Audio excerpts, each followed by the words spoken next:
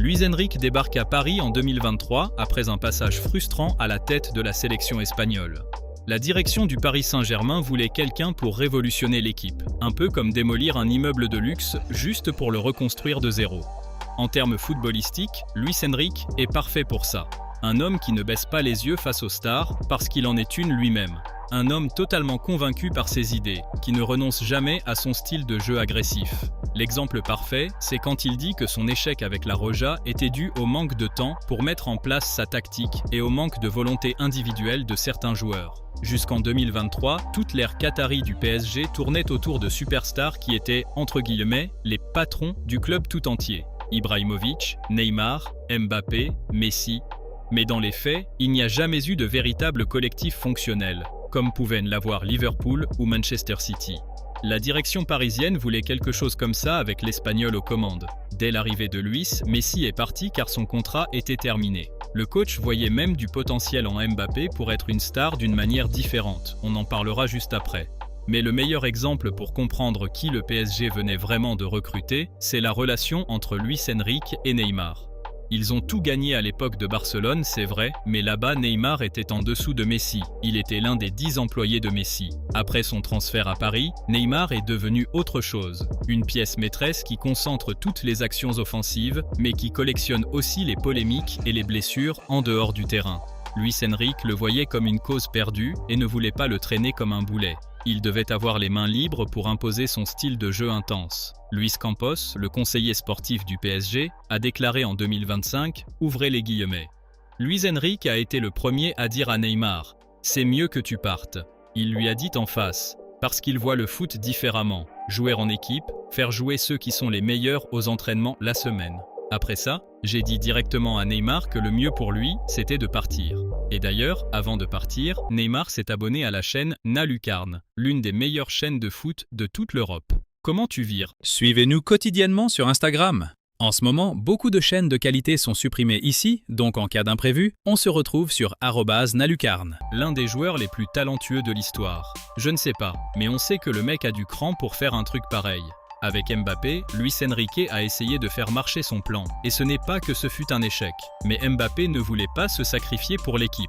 C'est le genre de joueur qui accorde beaucoup d'importance aux statistiques individuelles. On a d'ailleurs déjà fait une vidéo là-dessus, allez la voir. Donc, quand Luis Enrique lui donnait une consigne tactique ou un positionnement différent de ses habitudes, Mbappé ne mettait pas l'intensité nécessaire pour faire tourner la machine. La fameuse vidéo où Luis Enrique compare Mbappé à Jordan, c'est bien plus qu'un recadrage sur le fait de ne pas défendre. C'est une discussion sur la victoire. Pas seulement gagner des matchs, mais gagner dans la vie. Parfois, il faut savoir s'effacer pour le bien de tous, et tôt ou tard, Mbappé allait apprendre que le sommet exigeait ça de lui.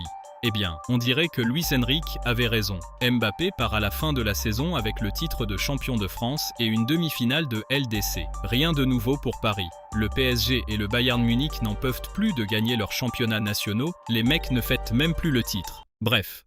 Après le départ de Mbappé, le coach va jusqu'à dire que l'équipe serait encore meilleure sans lui.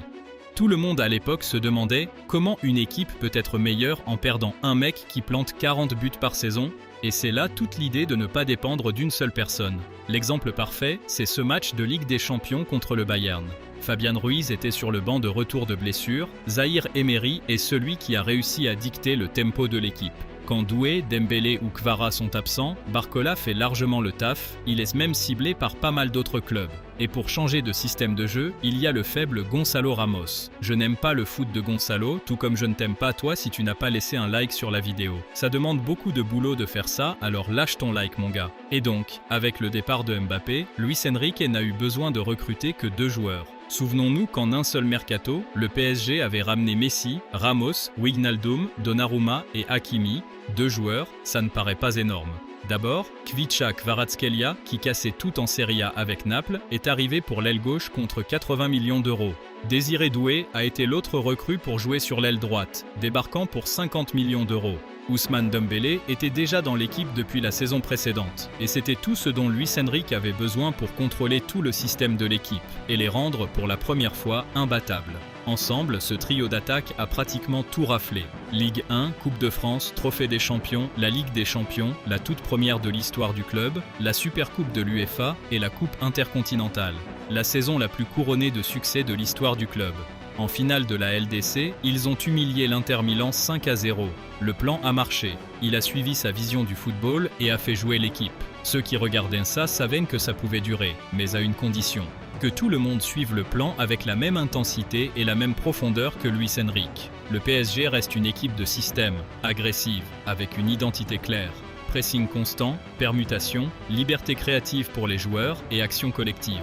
Tout le monde attaque, tout le monde défend. Mais cette année, Luis Enrique s'est déjà montré insatisfait de l'implication de certains joueurs. En avril 2026, il est allé jusqu'à dire que certains semblaient trop fatigués pour la Ligue 1, mais que comme par magie, la vitalité revenait quand c'était une semaine de Ligue des Champions. Après un match nul au goût de défaite, Dembélé a même lancé des pics à l'équipe en disant que certains voulaient trop attirer l'attention des médias, qu'ils gardaient trop le ballon alors que la seule chose qui comptait vraiment, c'était la victoire du PSG. Cette saison, le 11 de Gala parisienne a moins joué que la saison dernière. Est-ce que le relâchement naturel après une saison aussi exceptionnelle? Oui, les joueurs sont repus. Ils savent qu'il est presque impossible de faire mieux que la saison passée. Tout cela se traduit par des chiffres. Zahir Emery, Kangin Lee et Mayoulou, qui sont des remplaçants, ont un gros temps de jeu. Zahir Emery et Mayoulou sont devant Fabian Ruiz et Joao Neves en termes de minutes jouées par exemple, alors qu'ils étaient des cadres incontournables lors de l'année magique de Paris. Mais malgré tout ça, Paris se maintient dans l'élite. C'est là toute l'importance du système collectif où chacun se sacrifie pour le bien du club et non pour des stats individuelles. Comme le dit Luis Enrique lui-même, ouvrez les guillemets, nous ne voulons pas d'une superstar. Un tacle très clair adressé à vous savez qui, haha. Il est vrai que beaucoup des problèmes que j'ai évoqués sur le fait que l'équipe type joue moins que lors de la saison 24-25 s'expliquent par la Coupe du Monde des clubs en 2025. Les joueurs n'ont presque pas eu de vacances, la pré-saison a été tronquée, donc il y a eu énormément de rotation dans le 11 de départ. Et pourtant, l'équipe a tenu le choc. Actuellement, ce 2 mai, ils sont premiers du championnat et ont un but d'avance pour le match retour de la Ligue des Champions contre le Bayern. Et je vous explique comment s'est passé ce match dans une vidéo ultra complète que j'ai postée il y a quelques jours. Allez la voir, elle est immanquable. Mais pour revenir au PSG, l'équipe tourne à plus de 2 buts par match de moyenne. Plus de 65% de possession, 90% de passes réussies et plus de 15 tirs par match sur cette saison 2025-2026. Les remplaçants ne seront jamais aussi forts que les titulaires, sinon ils seraient achetés par d'autres clubs pour y être titulaires. Mais dans un système bien huilé, il est possible d'imiter les rôles et de compenser par l'envie pour que l'équipe, dans sa globalité, continue de suivre la philosophie. On a parlé de Dembélé tout à l'heure, et il est peut-être l'exemple le plus clair et le vrai visage du pari de Luis Enrique. Il n'a pas des stats proches de celles d'un Harry Kane, Haaland ou Mbappé. Il est à 18 buts et 10 passes décisives, ce sont d'excellents chiffres. Mais si vous deviez comparer avec les autres, qui dirait que Dembélé est actuellement le meilleur joueur du monde? Et pourtant, un joueur autrefois considéré comme paresseux, souvent la cible de moqueries publiques, considéré comme l'exemple type du flop, il n'a pas réussi à s'imposer à Barcelone et à ses débuts à Paris, il a même été écarté par le coach pour indiscipline, ratant des matchs. Qui aurait cru que le conseil que Mbappé n'a pas voulu écouter servirait à faire de Dembélé le meilleur joueur du monde et le leader d'une attaque létale qui fait baver d'envie tous les grands tacticiens? C'est ça, le pouvoir de Luis Enrique.